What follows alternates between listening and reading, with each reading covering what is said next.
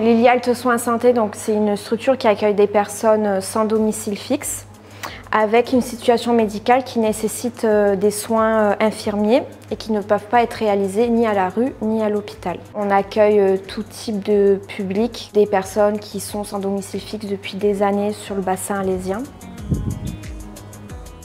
J'ai fait une hémorragie cérébrale. J'ai été pris en charge dans un premier temps par la Croix-Rouge qui m'a aiguillé vers la CLED pour le suivi médical et puis pour avoir un toit. Je me fais faire une petite intervention demain d'exploration suite à ce qui m'est arrivé. J'ai un problème d'addiction, j'ai beaucoup réduit. D'avoir une chambre, oui, ça fait du bien, c'est sûr. Ça dépanne. Même si on sait que c'est que temporaire, on envisionne d'autres projets derrière, quoi.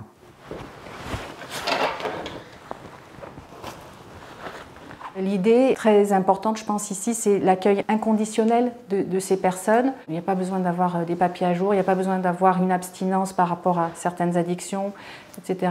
Et donc, on part de là où est la personne pour pouvoir l'accompagner vers un mieux-être. Bon, comme d'habitude, une tension 11,8. Souvent, les personnes ont un retard aux soins, viennent pour souvent une pathologie chronique qui s'est aggravée récemment et qui ont besoin de pouvoir se poser à nouveau pour rééquilibrer les choses après un passage court à l'hôpital.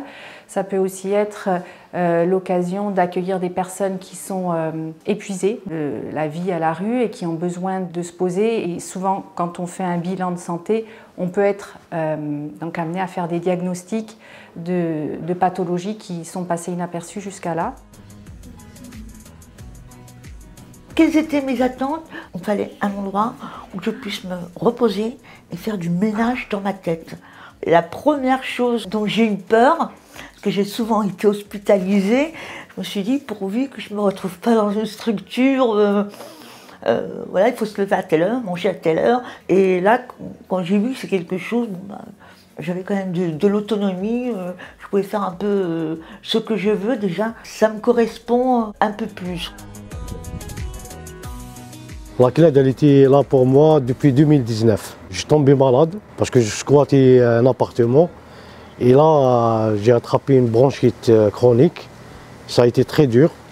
Et la CLED, ils étaient là. C'est comme quelqu'un qui était en train de se noyer. Et la CLED, elle a donné la main pour le sortir, voilà. L'association La CLED a fait le choix de développer des dispositifs médico-sociaux qui ont tout leur intérêt pour accompagner de façon globale les personnes. Ça s'appuie sur des équipes pluridisciplinaires, médicales, sociales, mais aussi des collègues qui s'occupent du quotidien. Ça s'appuie aussi sur tout un partenariat et tout un réseau local pour que les personnes puissent, quand elles sont accueillies chez nous, construire leur propre réseau. Et ensuite, une fois qu'elles sortent de l'association, elles peuvent continuer à être accompagnées et notamment au niveau de leur parcours de santé. Créer du lien, et c'est ça qui est important. Parce que j'avais un appart à Bessèges, je l'ai gardé 6 mois, j'y ai vécu peut-être 2 mois. Parce que j'étais déprimé de vivre seul. Et là j'aime bien la communauté justement. Vous